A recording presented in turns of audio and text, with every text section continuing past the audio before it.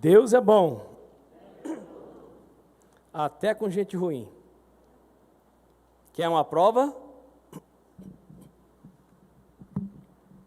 Se não quiser olhar para você, pode olhar para mim. A Bíblia diz que Jesus não veio para os bons, para os sãos. Os sãos não precisam de médico. E Jesus é o médico dos médicos, amém?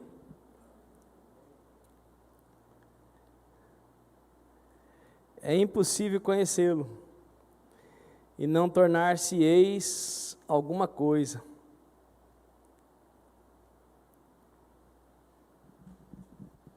E eu quero convidar você para ficar de pé mais uma vez.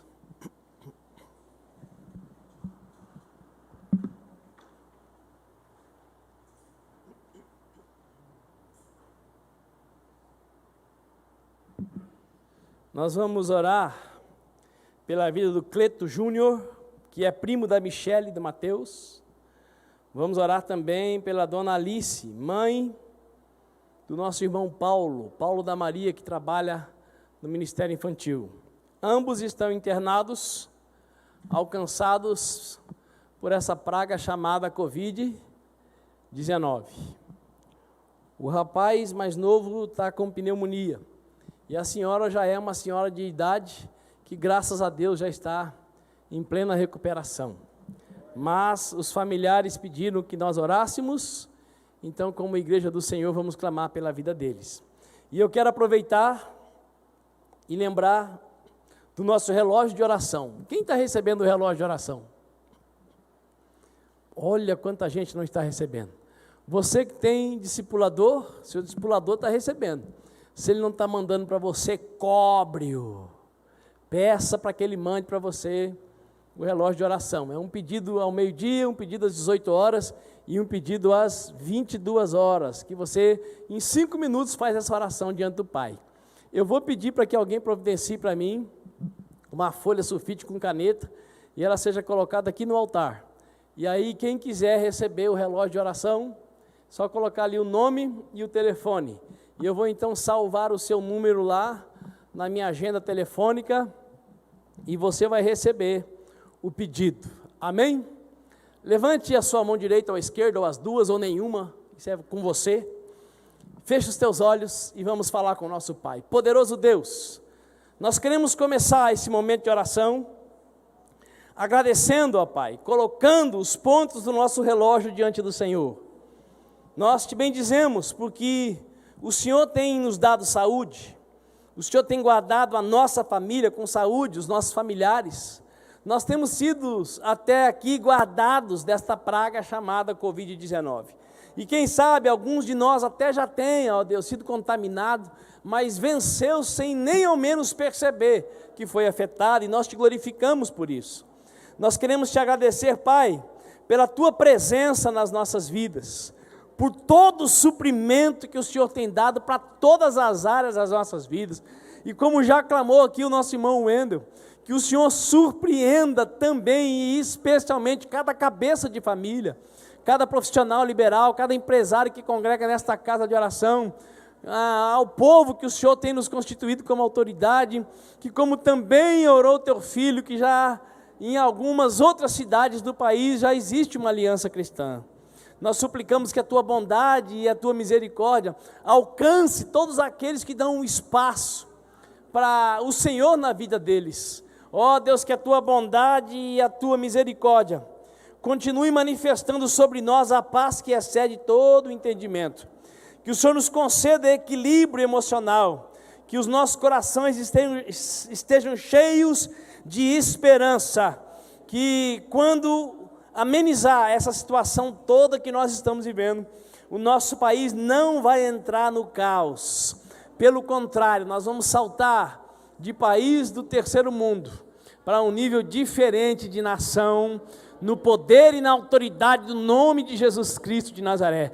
Ainda que tudo pareça que não, nós cremos que a tua vontade será estabelecida sobre a nossa nação. E nós te adoramos, Pai, porque o Senhor tem sido bondoso.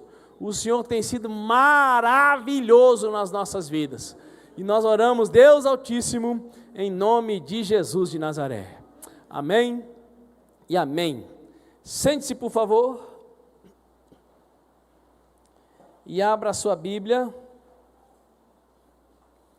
no livro do Apocalipse, o único livro da Bíblia que não foi inspirado pelo Espírito Santo, foi ditado por Jesus Cristo e anotado pelo apóstolo João.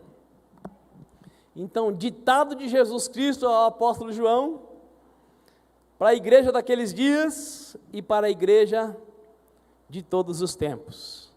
Bendito seja Deus, porque você e eu somos igreja. E essa palavra é a palavra de Deus para a sua vida e para a minha vida. É palavra de Deus para as nossas vidas. Apocalipse capítulo 2, a partir do versículo 8. Igreja de Esmirna, pobre na terra, mas rica no céu. Apocalipse 2:8 está escrito: ao anjo da igreja em Esmirna escreve: aquele que é o primeiro e o último, que foi morto e ressuscitado, faz as seguintes afirmações: conheço as tuas aflições e a tua pobreza, contudo tu és rico. Conheço a blasfêmia dos que se dizem judeus, mas não são. Pelo contrário, são sinagoga de Satanás. Não temas nada do que estás prestes a sofrer. Eis que o diabo está para lançar alguns de vós na prisão, a fim de que sejais provados e sofrereis perseguição durante 10 dias. Sê fiel até a morte, e eu te darei a coroa da vida. Aquele que tem ouvidos, compreenda o que o Espírito revela às igrejas. O vencedor de maneira alguma sofrerá a punição da segunda morte. Oremos mais uma vez. Pai, obrigado, porque o Senhor é um Deus que nos trata personalizadamente. Obrigado porque o Senhor nos conhece, nos reconhece e nos respeita como seres únicos. Bendito seja, Deus, o teu nome, porque o Senhor sabe todas as coisas. Nesta hora eu suplico, Pai, que o Senhor leve os nossos pensamentos cativos ao trono da tua glória. Que o Senhor nos conceda a graça, a capacidade para ouvir, compreender, guardar no coração e praticar a tua palavra, meu Pai. Que no nome de Jesus Cristo de Nazaré, Deus, o Senhor nesta hora esteja nos desprovendo de todo preconceito, de todo pré-julgamento, que o Senhor opere em nós de tal maneira, que de fato e de verdade todos os nossos sentidos sejam voltados para a proclamação da Tua palavra. Que a Tua boa mão, Deus, alcance as crianças que estão no ministério infantil, que através dos professores e professoras, dos irmãos e irmãs que se dispõem a ser pastores e pastoras dos nossos filhos, das nossas crianças, o Senhor inunde o coração deles com uma porção da Tua palavra, a fim de que eles sejam guardados e resguardados deste mundo que está a cada dia pior. Muito obrigado pela vida de cada pessoa que o Senhor encorajou a estar aqui conosco nesta noite, nesta casa de oração, para adorar ao Senhor, para prestar culto ao Senhor. Obrigado também por aqueles que nesta hora estão nos acompanhando pelas mídias sociais e por aqueles que ainda receberão essa palavra. É a minha oração junto com a tua igreja, em nome de Jesus Cristo de Nazaré, e quem concorda, diga amém. Meu Pai, que amém fraquinho. Quem concorda, diga amém. Oh meu Deus, até animei agora. Aleluia. Pois bem, temos começado uma série de mensagens acerca das 7 igrejas. Falamos primeiro sobre as 7 cartas e no domingo passado a carta à igreja de Éfeso. E hoje falaremos sobre a igreja de Esmirna. Esmirna era a mais linda cidade da Ásia Menor. era também a cidade mais devotada à adoração ao imperador romano. Eu creio que a maioria sabe que o imperador romano era considerado uma divindade viva. Em aquele que estava então no posto de César Augusto, de supremo e perfeito e absoluto, era também reverenciado pelos romanos e deveria ser por todos os povos conquistados pelos romanos como uma divindade, como um Deus. Os romanos, ao dominar uma nova nação, não obrigava que aquela nação negasse sua fé no seu Deus ou nos seus deuses, mas eles exigiam que o Deus deles, no caso, o imperador, fosse adorado, fosse reverenciado, fosse aclamado, fosse reconhecido como mais um Deus. E a cidade, a linda cidade de Esmirna, prestava um culto admirável ao governador romano. Esmirna, assim como Éfeso, era uma cidade riquíssima, e ela ainda ia além na questão da prática dos esportes. Esmirna era um referencial mundial na questão das competições, das Olimpíadas. Esmirna também tinha uma grande população de judeus.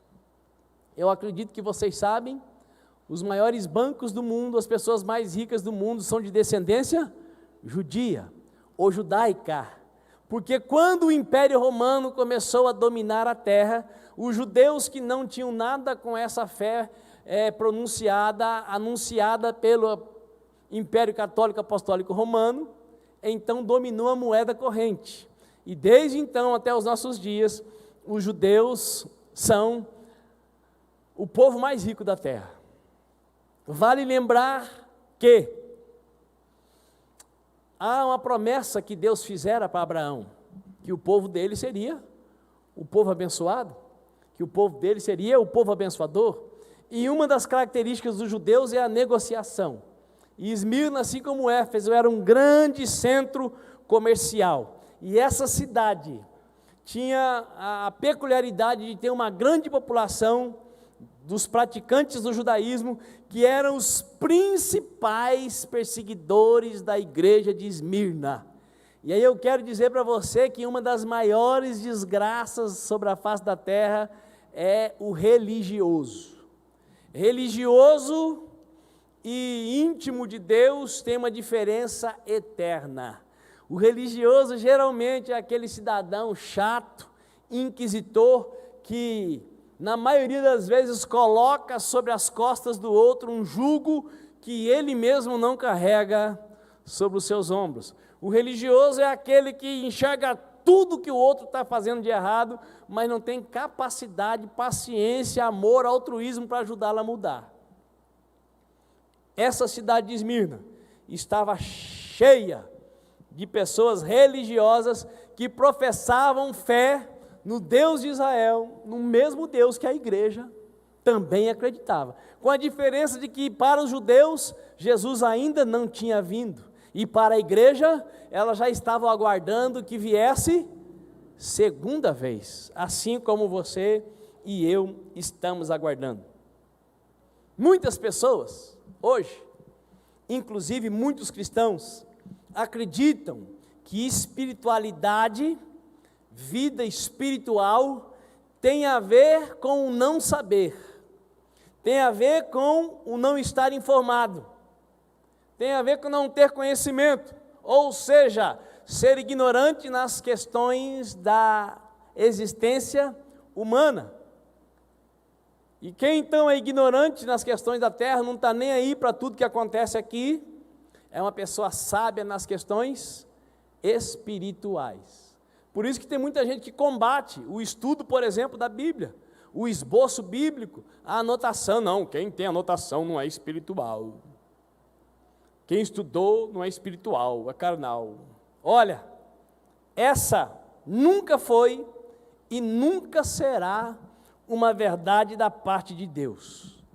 E a harmonia da criação mostra que o Deus Criador estabeleceu todas as coisas mediante insuperável ligação. Essa ligação, então, estabelece uma total interdependência inteligente entre os ciclos da natureza. Exemplo, nós temos primavera, verão, outono e inverno. Nós aqui de Campo Grande, por exemplo, não gostamos muito de qual estação? Do inverno. Mas quando não tem inverno, depois tem muito mais pernilongo, tem muito mais pragas, é muito mais difícil cuidar do gramado. Deus sabe o que faz.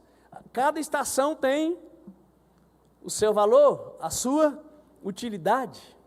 E se fôssemos analisar a natureza de modo geral, nós vamos ver que existe um equilíbrio no ecossistema. E quando esse se encontra desequilibrado, é culpa de quem? Minha e sua. Culpa nossa. Culpa do ser humano.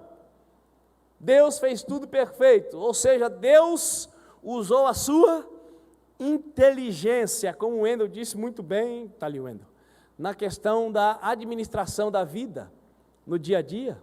Foi Deus quem dotou você e eu de inteligência. Agora nós usamos conforme nós decidirmos e quisermos usar. Exemplo,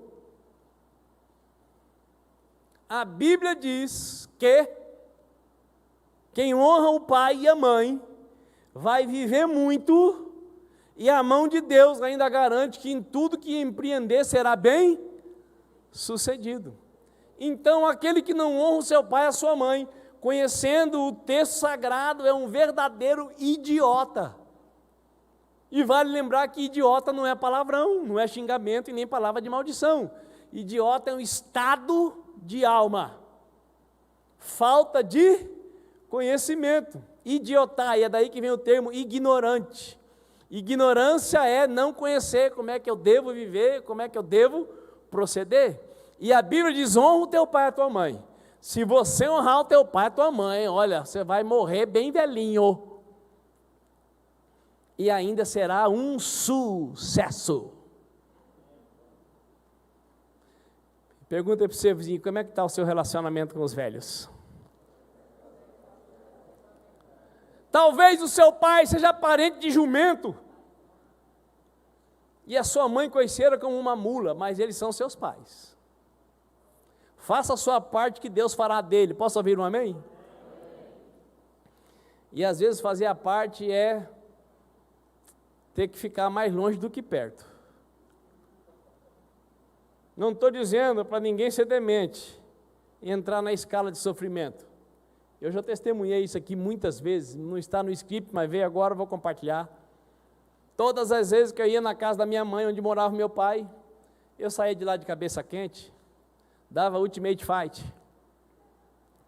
Porque meu pai começava a contar muitas histórias e dar muitos conselhos bons, mas de repente ele lembrava da minha mãe.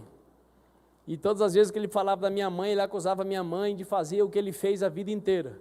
Infelizmente, até se converter com 64 anos, meu pai não foi um homem fiel. E aí quando ele acusava a minha mãe de praticar o que na verdade ele praticou, eu virava uma pimenta malagueta. Não, era Scorpion, era pior.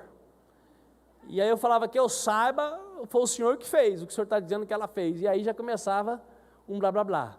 Até que o dia eu fui iluminado pelo Espírito Santo e tanto pedi para Deus, e eu disse: pai, vou continuar visitando o senhor, mas quando o senhor começar a falar da minha mãe, eu vou me levantar e vou dizer com licença, vou virar as costas e vou embora.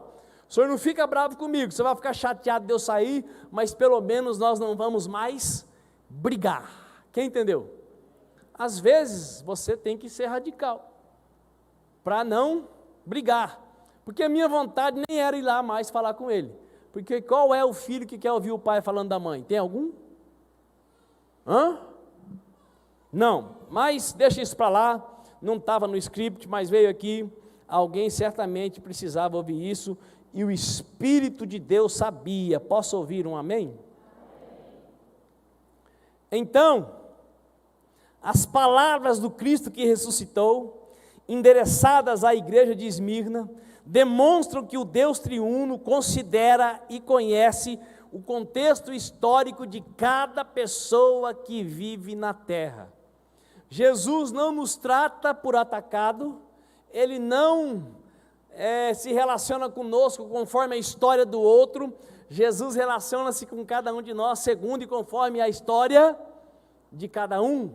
E esse é um dos motivos pelos quais Ele aconselhou que nós não deveríamos julgar uns aos outros, porque a minha visão e a sua visão é bem curtinha, e a Escritura Sagrada ensina que o homem vai pela aparência, mas Deus pelas entranhas da alma, que a Bíblia também chama de coração. Deus sabe o que está no mais profundo do meu pensamento, do meu sentimento, e Ele sabe também o que eu escondo no intestino. Por isso a Escritura diz: não julgueis, para quê? Não sejais julgados. Jesus Cristo fala com o pastor da igreja de Esmirna, levando em consideração todo o contexto que o cercava. Daí nós temos a comprovação que nós não precisamos não saber nada da vida de alguém para falar algo da parte de Deus para a vida dela. Porque muitos de nós acreditam naquele profeta adivinho, que ele vem e revela tudo. Existe, Deus pode usar, mas na maioria das vezes, quando Deus fala com os seus filhos, é para confirmar o que o filho já ouviu do pai. Os filhos de Deus não precisam de adivinhos, de adivinhas, de cartomantes gospel. Posso ouvir um amém? Se você está precisando de cartomante gospel, ou você é filho sem pai, ou você é filho que não nasceu do Pai Celestial. Porque o nosso Deus é um Deus que fala.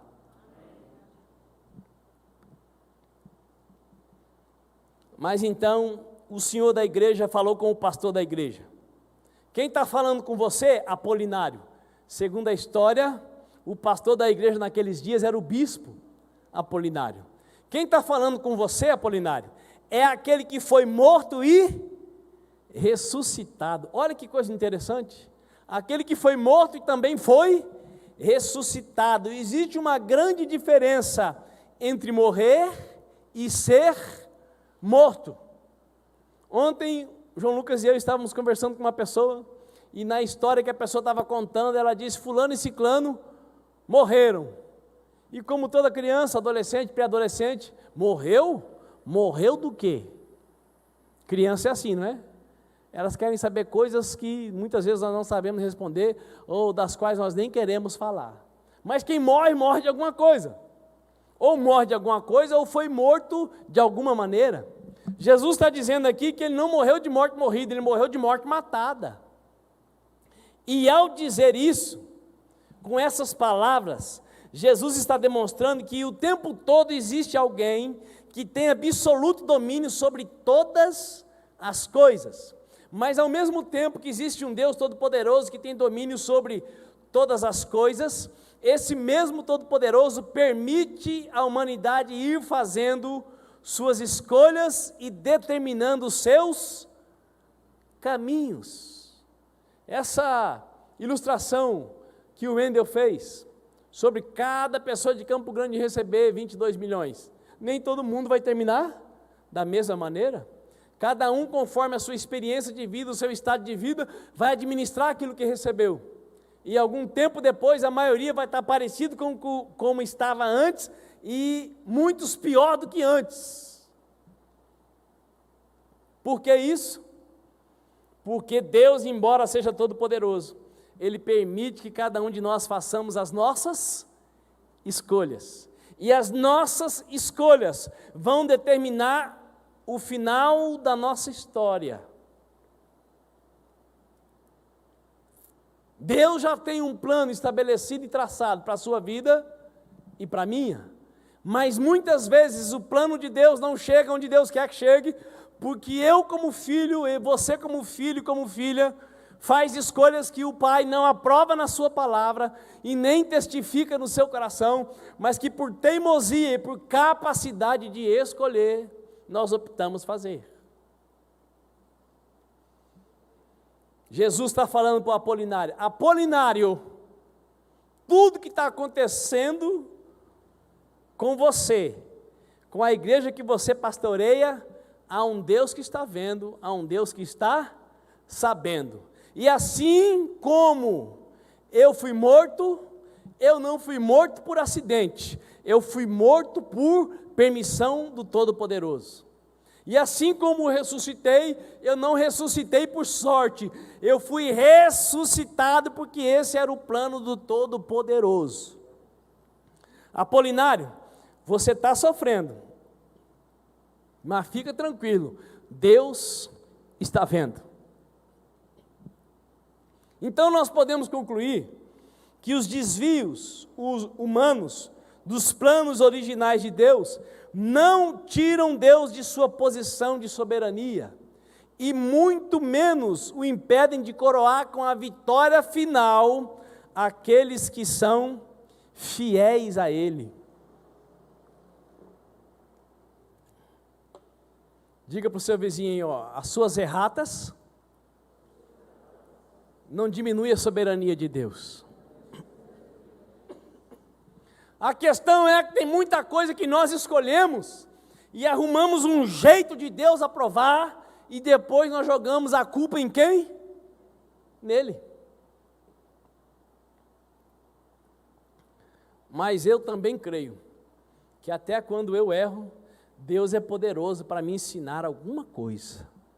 Se eu me sujeitar a Ele, agora se eu me revoltar, o azar é meu. Porque Deus continua sendo Deus. Agora, eu sem Deus, nem sei o que eu seria. E você?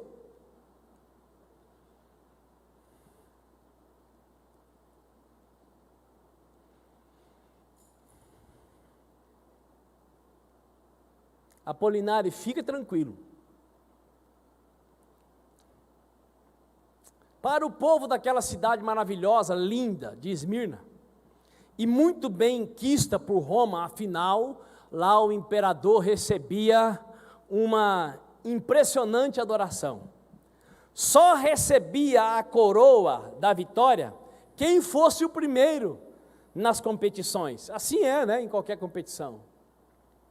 E Cristo afirma ao pastor da igreja que ele deveria dizer para o povo da igreja que ainda que eles perdessem a vida por fidelidade a Cristo, ainda assim eles receberiam a coroa da vitória.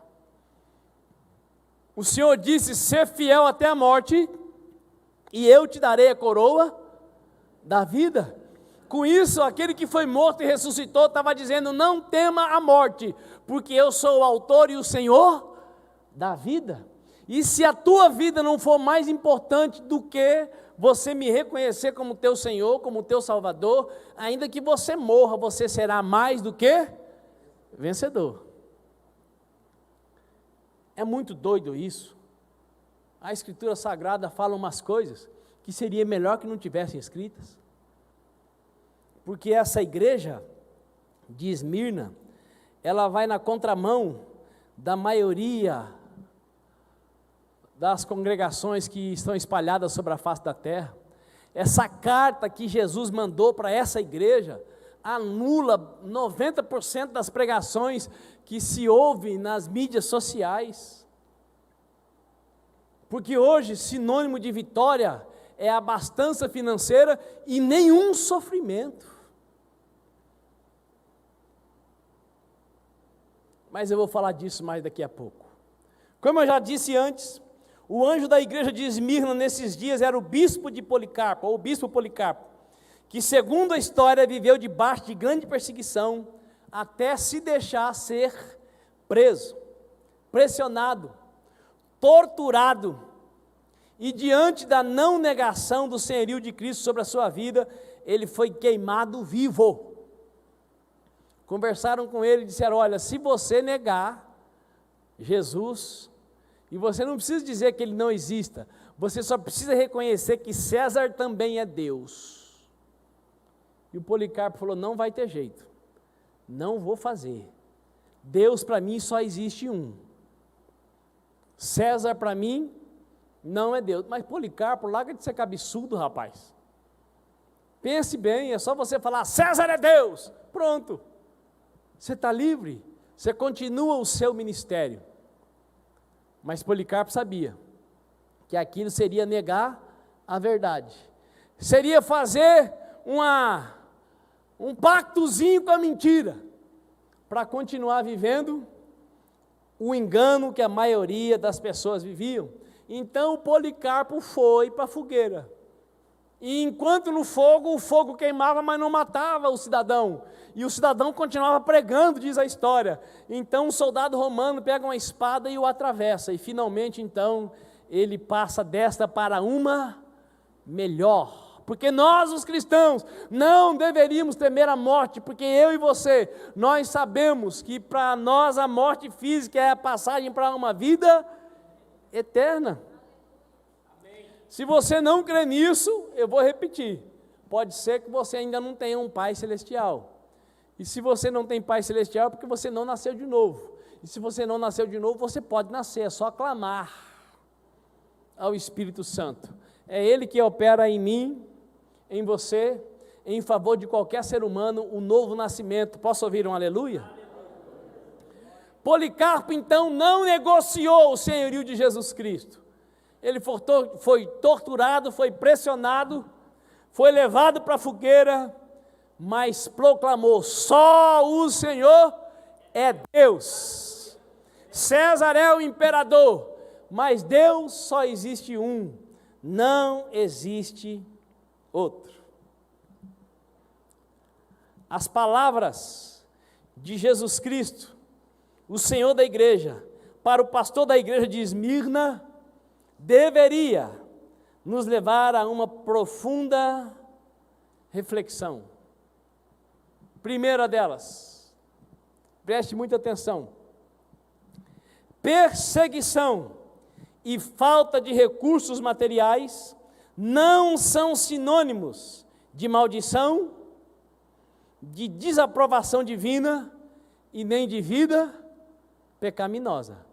Pode ser sim, como o Wendel disse muito bem, má administração. Mas não significa que falta de recursos materiais ou perseguição seja maldição, desaprovação divina, vida pecaminosa, porque o Senhor da igreja disse para o pastor da igreja: conheço as tuas aflições, conheço a tua pobreza. Mas ainda assim, a igreja de Esmirna não recebeu uma correção sequer. Pelo contrário, o domínio total continuava nas mãos do Senhor da igreja. Contudo, para aquele povo, que povo? O povo da igreja de Esmirna. Para aquela igreja, o plano era esse: Deus seria glorificado na vida deles, ainda que em meio a aflições e escassez. Deus seria glorificado na igreja de Esmirna, mesmo que eles vivessem debaixo de perseguição e que a maior marca lá fosse a fartura, sendo que a principal marca de Deus é a fartura. Deus é um Deus de fartura, não de faltura. Mas pode ser que em alguns momentos da sua vida, ou por um longo momento, Deus vai querer que você passe por um momento de fartura. E aí? Quando as coisas estiverem faltando, Ele vai continuar sendo Deus? Você vai continuar o adorando? Ou você vai pensar em chutar o balde? Se Deus fizer, Ele é Deus. Se não fizer, continua sendo Deus. Se a porta abrir, Ele é Deus. E se não abrir, continua sendo Deus. Essa eu não ouvi muito, eu não sei cantar. Se a doença vier, se eu estou com saúde, se eu estou perseguido, se eu estou na fartura, se eu estou na faltura,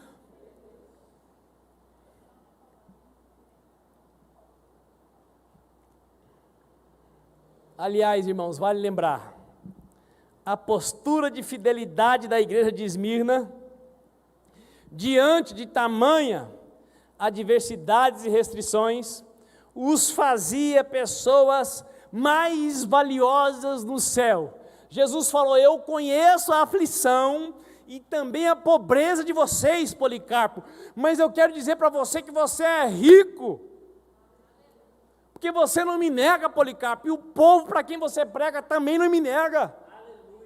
Policarpo, vocês são ricos, porque o que vocês têm ninguém pode tomar, o que Roma poderia tirar de vocês já tirou, e nem debaixo de perseguição vocês estão negando que só o Senhor é Deus. Olha que coisa doida, nos padrões humanos, aquele povo era afligido e miserável, para a terra, afligido e miserável, e no céu? Pergunta: você estaria pronto para ser ou continuar sendo fiel diante da perseguição e da escassez? Pergunta para o seu vizinho: você estaria pronto, querido? Porque o mais apertado que está aqui hoje, se quiser, pode fazer churrasco de picanha daqui a pouco. O mais apertado que está aqui, se quiser, pode passar ali no 24 horas e comprar um saco de carvão e uma tal de picanha, que eu não acho a carne mais gostosa, né? Mas se tiver, eu como.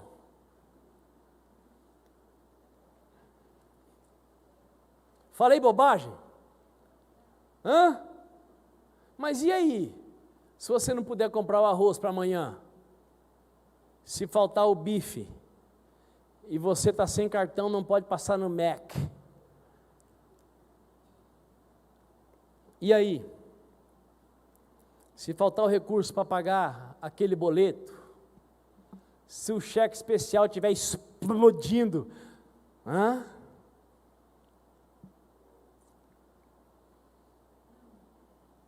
você estaria pronto para ser fiel ou para continuar sendo fiel diante da perseguição e da escassez?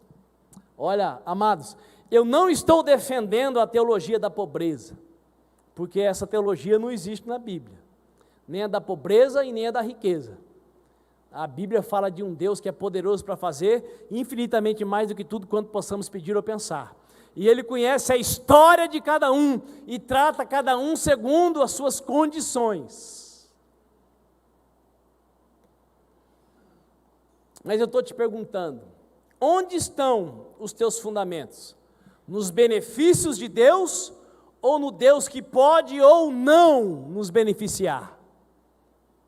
Jó teve a felicidade de, tendo se mantido fiel, receber tudo em dobro.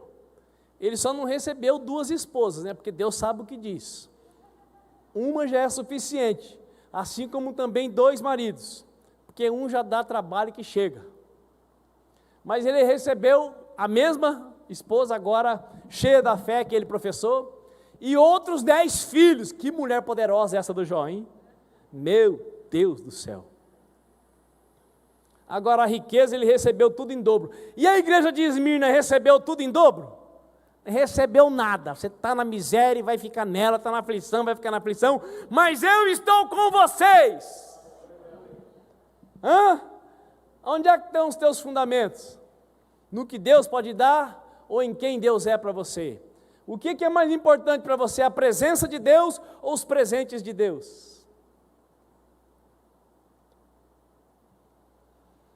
Não é à toa, amados irmãos e irmãs, que as pessoas hoje preferem seguir o diabo. Olha, isso que eu estou falando não é bobagem não, hein? A igreja que mais cresce na terra hoje é a igreja do diabo. Literalmente. Por quê? Porque as ofertas que ele faz são bem mais ajustáveis aos nossos desejos. Imagine você, Jesus foi jejuar e orar, depois de jejuar 40 dias e 40 noites, o Satanás apareceu para ele. E a primeira coisa que o Satanás ofereceu para ele foi: transforma essas pedras em pães. E eu pergunto para você, teria alguma coisa errada? O jejum já acabou, o propósito tinha acabado, Jesus estava liberado, teria algum problema em transformar pedra em pão? Não, tudo é terra.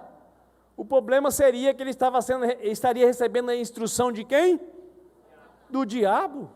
E do diabo, ainda que seja coisa boa, pode ter certeza que vai terminar em desgraça.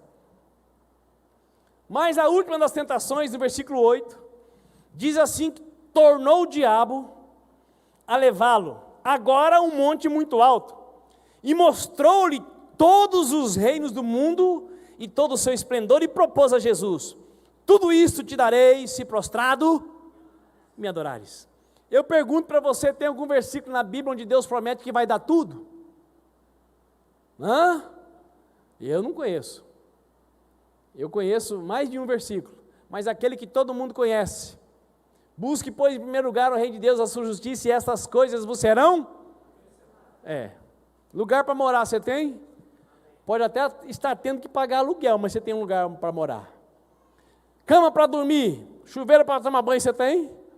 Comida para comer você tem? Lugar para trabalhar você tem? Então levanta a mão para o céu e dá glória a Deus. O apóstolo Lucas nem sempre tem café da manhã, mas tem almoço? Não, às vezes não tem café da manhã, não tem almoço, tem janta? Tem. Na casa do vizinho, que interessa é que tenha. Deus usa urubu, não pode usar vizinho?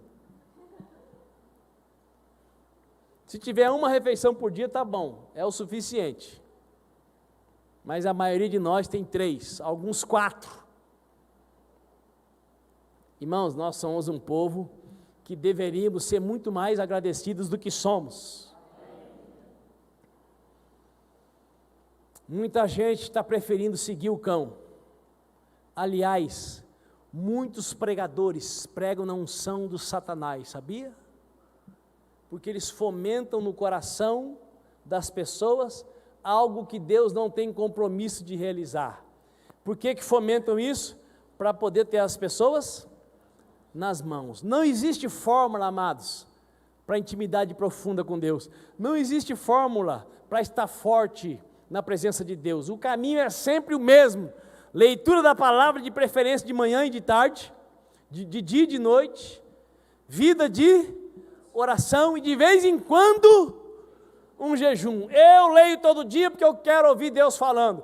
Eu falo com Deus porque eu quero encher os ouvidos dele com a minha voz, para ele jamais se esquecer de mim. E de vez em quando eu digo não para o alimento, para me informar que nem só de pão viverá o homem, mas de toda palavra que procede da boca de Deus. Não existe fórmula mágica. A Bíblia não vai além disso. Para quem de fato e de verdade quer ter profunda intimidade com Deus, que é o que nos garante vida e vida em abundância. Para concluir a mensagem, nos padrões divinos, o bispo, o pastor de Esmirna, foi chamado de rico e aprovado. Ou seja, o pastor de Esmirna estava bem na foto. O que ele vivia, ele pregava para o povo. O povo estava preparado para enfrentar o que ele estava enfrentando. Não havia um super pastor lá no altar, porque não existe super. Não existe super crente. Se for super, não é de Deus. Porque a Escritura Sagrada diz que nós somos fracos. Que sem Jesus nós não podemos fazer nada. Quem se acha forte, não precisa do Todo-Poderoso. Quem se acha fraco e reconhece o Todo-Poderoso, pode todas as coisas naquele que o fortalece, amém? Então, como eu estava dizendo, nos padrões divinos, o Apolinário, ou melhor, o Policarpo, era rico e aprovado. Ele estava bem na foto, e por isso que aqui no Apocalipse 2,10 diz o seguinte: não temas nada do que estáis prestes a sofrer. Eis que o diabo está para lançar alguns de vós na prisão, a fim de que sejais provados, e sofrereis perseguição durante 10 dias. Sê fiel até a morte, e eu te darei a coroa da vida. Eu acho isso aqui, irmãos, um absurdo. Jesus conhecia o Policarpo, conhecia a igreja, sabia o que eles estavam passando, e não vem dizendo, eis que te digo, te darei o livramento em 10 dias. Não, pelo contrário, eu estou vendo, eu estou sabendo, o negócio vai piorar, mas não temas. Não temas, porque a prova que vocês estão passando tem começo, vai ter meio e também vai ter fim. O diabo vai se levantar contra a vida de vocês vão ser provados e perseguidos, mas olha, seja fiel, ainda que isso custe a sua vida, e ainda que você morra, eu vou te dar a coroa da vitória. Que loucura, irmãos. Ser crente não é para gente normal. Diga aí para o seu vizinho, querido, você não é normal, não. Ainda mais vindo congregar nessa igreja aqui.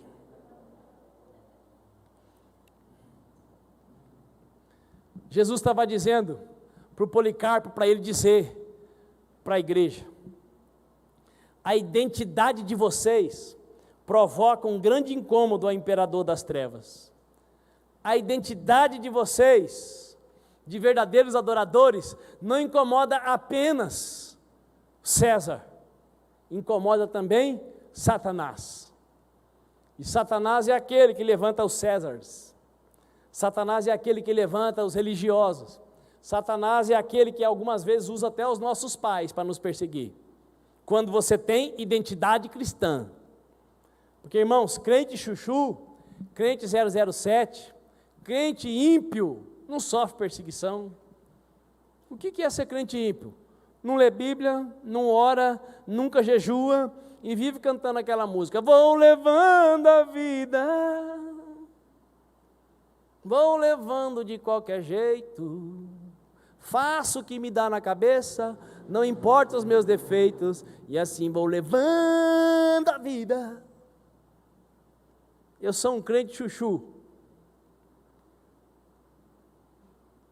E muita gente é crente chuchu e se diz: não, mas eu não sou fanático, eu não incomodo ninguém.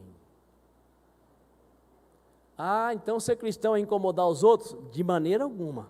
Ser cristão é ser uma prova viva de que Deus está vivo e vive dentro de nós e se manifesta através das nossas vidas. Ser cristão é usar a inteligência que Deus deu, com a inspiração do Espírito Santo, e ajudar as pessoas a serem transportadas das trevas para a luz. Para ser isso, então, eu não posso concordar com tudo que acontece à minha volta. As pessoas precisam saber, por exemplo, que eu não gosto de piada suja. Por que, apóstolo? O que tem a ver piada? Uma das coisas que mais derrota os cristãos é não apenas contar, como gostar de ouvir podriqueira. Por quê? Porque em Efésios 4:29 está escrito assim: não saia da vossa boca nenhuma palavra torpe, mas sim unicamente aquela que for boa, transmita graça e edifique aqueles que ouvem. E não entristeçais o Espírito Santo, com o qual fosse selados para o dia da grande promessa. Então por que eu não gosto de piada? Porque a minha alma não se regozija? Opa, não sei contar muitas, mas eu me abstenho delas. Por quê? Porque eu sei que vai entristecer o Espírito Santo. E o Espírito Santo é a única pessoa que pode me fazer entender a pregação, viver a pregação, que pode me fazer entender a Bíblia quando eu estou lendo, que me dá força para ser o que Deus quer que eu seja. Então, se eu entristeço o Espírito Santo, eu estou vivendo uma plena derrota. O apóstolo, o que fazer então quando alguém vem contar uma piada engraçada para a gente, mas suja? Você faz assim, Ao invés de rir, você faz aquela cara amarela. A pessoa vai perguntar: não gostou, fulano? Aí você tem a oportunidade de dizer: não, é que essas palavras não agradam o meu Senhor. Ó, não agrada quem? Você tem Senhor? Tenho. Ah, então é por isso que você é um pouco diferente. É por isso mesmo. Você quer saber alguma coisa do meu Senhor? Eu conto para você. Agora, se onde você está, você é como todo mundo que está naquele lugar, sabe quando é que alguém vai procurar você para saber do seu Senhor? Never. Never forever. Nunca e para sempre. Está vendo? Já sei algumas palavras em inglês.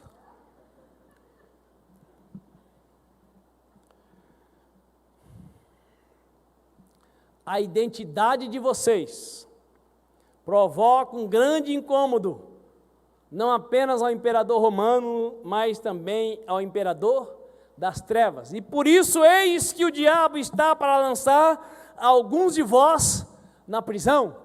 E prisão romana, irmãos, não tinha banho de sol não, refeições 3 vezes por dia, não tinha nada disso não. Era a antessala da sepultura. Mas fique tranquilo. E olha, vocês estão sendo perseguidos, povo de Esmirna, pastor Policarpo, porque o diabo não suporta obediência e fidelidade. Diga para o seu vizinho, o diabo não suporta obediência e fidelidade. O diabo não suporta quem obedece às leis, quem obedece à Bíblia, quem obedece aos pais, quem obedece à palavra, quem é fiel à esposa, quem é fiel ao esposo, quem é fiel ao patrão, quem é fiel ao país. O diabo gosta de quem quer andar na desordem, na bagunça. Então quem é que vai determinar a sua companhia? É Deus ou é você mesmo? É Deus ou é o diabo? Se você se inclinar para a obediência e para a fidelidade, quem é que vai estar presente na sua vida todos os dias até a consumação dos séculos? Deus. Mas se você optar pela falsidade, pela infidelidade, quem é que vai andar com você? É Ele. O Cap, conhece o Cap? Capiroto. Não temas nada do que estás prestes a sofrer, porque a sua obediência e a sua fidelidade me atraiu, diz o Senhor. E não há vento que não passe, não há tempestade que não acabe, não há deserto que tenha fim. Seja fiel. Mas apóstolo, para a igreja de Esmirna chegou a redenção? Chegou. Quando a morte chegou, acabou a luta. Acabou a dificuldade. Quem se lembra do pastor Alfredo? Lá de Araçatuba, da pastora Thelma, que já pregaram num retiro nosso e pregaram aqui na igreja também. Quem se lembra? Muito bem. Chegou uma irmã lá para o pastor Alfredo e falou, pastor, ora por mim, lá pelos idos da década de 90, que eu não aguento mais tanto problema, tanta dificuldade, enfermidade, é só luta, eu não aguento mais, ou faço uma oração para acabar isso na minha vida, na minha família, meus familiares. O pastor pediu para a irmã fechar os olhos, colocou a mão na cabeça dela e falou, mata ela, meu pai. Mata a tua filha agora, traga um infarto fulminante para o seu coração. Ô pastor, para com isso. Pelo amor de Deus, eu quero que o senhor ore para que eu viva bem, não para que eu morra. Mas minha irmã, o pedido que você está fazendo só tem um remédio para ele. Só tem um jeito de você não ter luta, de não ter mais dificuldade, de não ter sofrimento, de não ter enfermidade, é morrendo. Quem quer morrer, levanta a mão, vou orar para você agora. Então seja fiel, ainda que isso lhe custe a própria vida. Porque se você morrer por causa da sua fidelidade ao Senhor, Ele vai dar para você vida eterna, depois dessa breve vida passageira. Posso ouvir um amém? 2 Timóteo, capítulo 3, versículo 12, diz, de fato todas as pessoas que almejam viver piedosamente em Cristo Jesus, serão perseguidas. Irmãos, eu não ando procurando problema, você anda? Eu não ando procurando intriga e discórdia com as pessoas que não são cristãs, pelo contrário, eu ando procurando uma oportunidade de falar de Deus, eu quero conquistar as pessoas, eu não provoco ninguém não, sou crente, vem pro pau, vem. Não, eu não faço isso não, mas a Escritura Sagrada diz que se você se dedicar a Deus, a perseguição vai aparecer, ou ela vai aumentar. A igreja de Esmirna não tornou-se fiel porque foi perseguida, ela foi perseguida porque ela era fiel. Quem quiser viver piedosamente será perseguido, mas vai ver muitos sinais, muitas maravilhas, muitos prodígios, muitos milagres. Vai ver a presença de Deus. Sabe onde foi que Israel mais viu maravilhas? Quando ele estava onde? No deserto. Em nome de Jesus, não endureça o seu coração para o Senhor. Antes, pelo contrário, suporte com perseverança a provação, porque depois de aprovado receberás a coroa da vida. A vida piedosa dos irmãos da igreja de Esmirna levantou grande perseguição contra eles, e a não negação do seu Salvador mediante adoração ao imperador custou-lhe o confisco de todos os seus bens. A igreja era pobre não porque o povo era vagabundo, não trabalhava, administrava mal. A igreja era pobre porque, não adorando ao imperador, tudo lhes foi confiscado. E sobre a igreja brasileira, já faz um tempo que estão ensaiando uma perseguição. Quem sabe disso? Já faz um tempo. Agora mesmo está tramitando lá no Senado uma lei, uma emenda, que não vai se poder mais falar da religião para o outro, com o risco de ir para o chilindró. E agora os pastores inventaram essa moda de ir lá no Planalto orar pelo presidente. Isso aí vai dar em fogo de perseguição para os cristãos. Pergunta para o seu vizinho, está preparado, querido? E aí eu quero de novo dar para você a receita da preparação. Leitura da palavra 2 vezes por dia, de dia e de noite. Vida de oração diária, de vez em quando, uma vezinha por mês, um jejumzinho, não precisa ser muito não, Bíblia todo dia, oração todo dia, e de vez em quando, um jejum para lembrar que você é cristão, porque nós esquecemos quem nós somos, qual é a nossa identidade, porque acostumamos com tudo. Jesus então deixou claro para o pastor da igreja de Esmirna, olha, os irmãos de vocês é quem mais vai persegui-los. Esses judeus que acham que são, eles são a sinagoga de Satanás. Eles que denunciam vocês, eles que entregam vocês, eles acham que são, mas eles não são coisa nenhuma. Então o diabo vai usar os judeus, vai usar os romanos e quem mais ele puder, mas eu estou com vocês. Quem entendeu?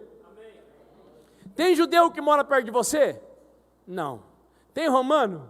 Não. Então o perseguidor pode ser seu colega de trabalho, pode ser seu patrão, pode ser seu pai, pode ser sua mãe, pode ser seu irmão. Por isso você precisa entender e praticar que nós devemos pagar o mal com o bem. Porque vai que seja o seu pai, a sua mãe, seu irmão, seu parente que está te perseguindo, você vai se levantar contra eles? Não, é por isso que Jesus manda amar o inimigo e orar por quem está te perseguindo. Se você nunca experimentou perseguição, tem esse gostinho, é muito bom. Leia a Bíblia de dia e de noite, comece a orar todo dia e faça um jejum por mês. Você vai ver, você vai mudar tanto que você vai ser notado. E de alguma maneira vão pegar no seu pé, mesmo que você tenha chulé. Ninguém riu, hein? Coisa está séria. A perseguição tem dia para começar e dia para terminar. E pode ser que para alguns o final da perseguição seja a morte física. Mas perseguição e sofrimento, para quem serve a Deus, tem dia para começar e tem dia para terminar. Por isso eu peço que você me ajude a última vez. Diga para o seu vizinho, o seu Deus é soberano.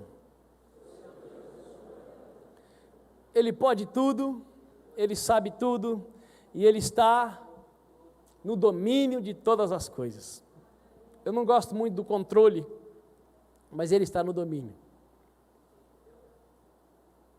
de todas as coisas. Seja fiel, ainda que lhe custe a vida, pois ainda que você morra na terra, seu status no céu é vencedor. Policarpo, você está afligido e miserável, afligido e pobre, mas aqui, de onde eu estou te vendo, você é rico. Seu status é de aprovado. Não veja a hora de eles acabarem com você logo aí para você estar comigo aqui. Policarpo, o céu está te esperando. Coloca o seu nome aí no lugar do Policarpo. Lucas, o céu está te esperando. Então nós vamos contar até 3 e cada um vai falar o seu nome. 1, 2, 3. Lucas, o céu está te esperando. Você falou o seu nome ou você falou o meu? É, né? Está querendo que eu vá, está querendo ficar? É para você falar o seu nome, não o meu. Eu vou falar o meu nome, você fala o seu. Vamos lá de novo? 1, 2, 3. Lucas, o céu está te esperando. Seja fiel, ainda que lhe custe a vida. Último versículo do Apocalipse 2, que nós lemos. Aquele que tem ouvidos, compreenda o que o Espírito revela às igrejas. O vencedor de maneira alguma sofrerá a punição da segunda morte. Agora abra sua Bíblia, por favor, em Mateus, capítulo 10, versículo 27. E eu quero lembrar o que o Wendel frisou aqui. Deus não tem problema nenhum com possuirmos casa, carro, caderneta de poupança. Deus não tem problema nenhum com isso. O problema é quando o motivo principal da nossa existência seja possuir casa, carros e caderneta de poupança. Podemos ter todas essas coisas, desde que o reino do céu seja a nossa prioridade, desde que Deus tenha a primazia nas nossas vidas. Mateus capítulo 10, versículo 27, Jesus diz: eis que vos digo, o que vos digo na escuridão, dizei-o à luz do dia. E Mateus 10, 27, e o que se vos diz ao ouvido, proclamai-o do alto dos telhados. E não temais os que matam o corpo, mas não têm poder para matar a alma. Temei antes aquele que pode destruir no inferno tanto a alma como o corpo. Jesus está dizendo, aquilo que ele ensinou, que tinha que ser guardado em segredo, agora é para ser proclamado de cima do telhado. A Escritura diz, pregue a tempo e fora de tempo, ainda que isso provoque para a sua vida perseguição e confisco de algum dos seus benefícios. Pregue, porque você teme quem tem poder para lançar tanto o corpo quanto a alma no inferno. Quem é esse? Deus. O diabo, ele apenas pode se opor à sua vida e à minha. Ele pode apenas nos mandar para a prisão, mas não existe ninguém sobre os céus e a terra capaz de nos impedir de um dia vermos o nosso Criador face a face. Eu convido você para ficar de pé.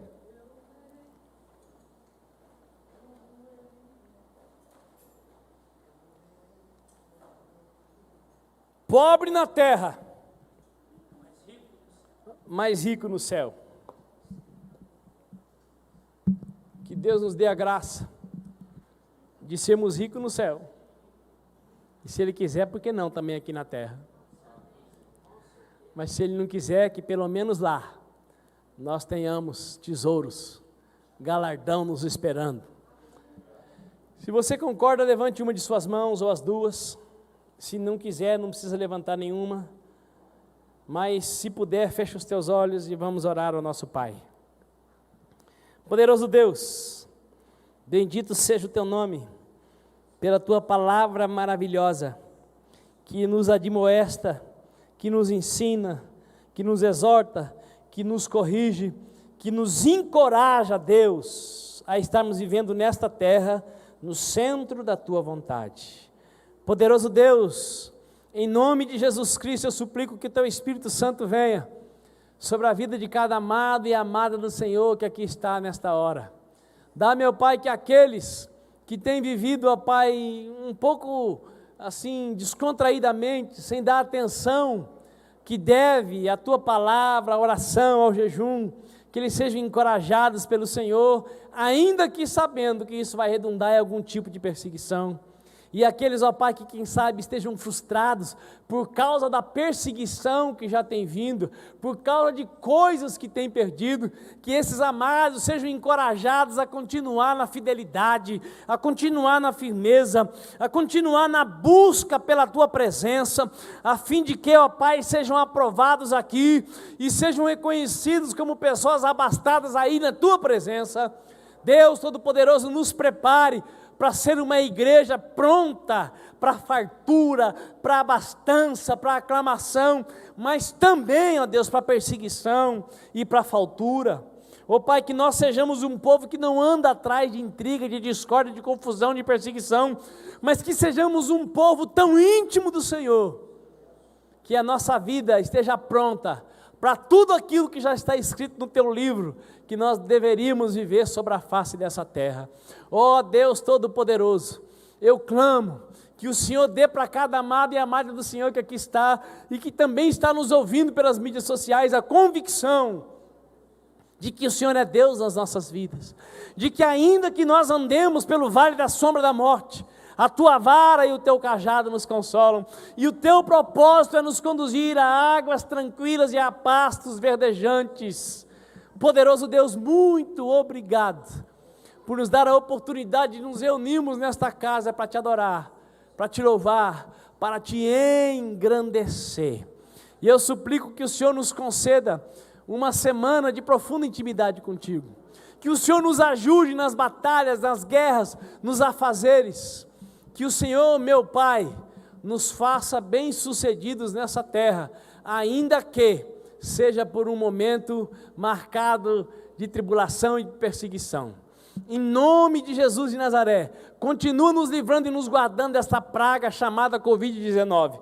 Mas se porventura ela chegar na nossa vida, que o Teu Espírito Santo fortaleça o nosso corpo para que nós avançamos, que nós tenhamos acesso ao medicamento que combate o vírus. E de modo especial nós suplicamos pela vida dos nossos pais que estão já com a idade avançada, pela vida dos nossos avós e dos nossos parentes. É a nossa oração como igreja do Senhor, em nome de Jesus de Nazaré. Amém e amém. Se você foi abençoado, dê um aplauso ao Senhor da igreja. Aleluia! Glória a Deus! Ó, terça-feira tem mais. Vire para o seu irmão, dê um joinha para ele. Se quiser, dê uma cotoveladinha. E se você estiver aí bem acompanhado pelo seu cônjuge, dê um abraço. Porque abraço faz bem, até mesmo do cônjuge. Agora, se você está namorando, está noivo, não abraça demais não, senão esquenta.